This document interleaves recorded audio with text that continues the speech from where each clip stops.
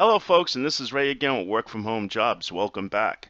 Okay, we're building up some videos now for this series, and I know I talked mostly about phone customer support type employment and then subcontract work.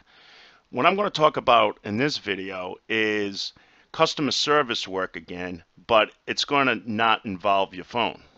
Okay, so it's going to be non-phone customer service work, which is dealing with chats and emails as your job. Okay, and these jobs a lot of people really love to do because there's a little bit of flexibility with these jobs compared to the phone jobs, and I'll explain what those are. This won't be a very long video because there's not much difference with everything else between the phone job and chat and email jobs. The hiring process pretty much runs the same. You got to do background checks, credit checks, sometimes drug screening, and things of that nature. Now, they may not be as critical as far as hardwired requirements goes because number one, you don't need a phone line, but you still may need a router that's hardwired into your computer system. Okay, and the biggest thing I find, I've never really done a chat job, but I've done email jobs. I've done email plus phone where I had to do both.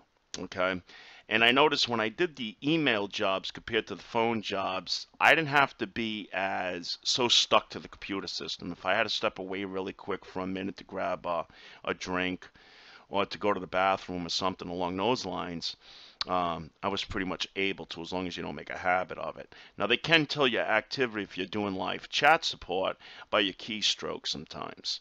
So they could tell if you are actually there or not and what you're doing. Okay, but again, I still think that there's a little bit of it's not quite as strict as it is when you're actually dealing with people on the phones. Because phone jobs, they're going to tell you have to have a very quiet work spot. You can't have any dogs, you can't have any kids screaming, things of that nature.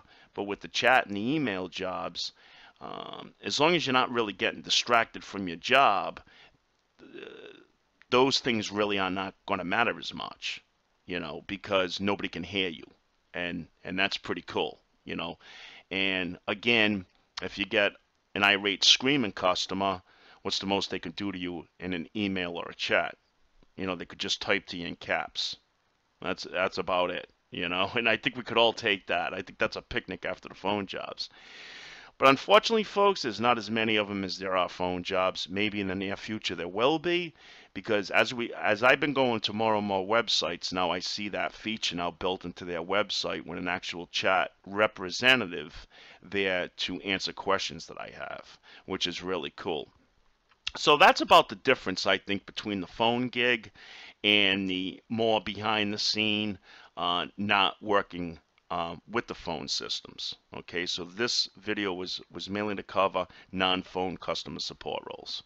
So thanks a lot for watching. This is Ray again with Work From Home Jobs, and you guys have a great day and good luck. Bye-bye.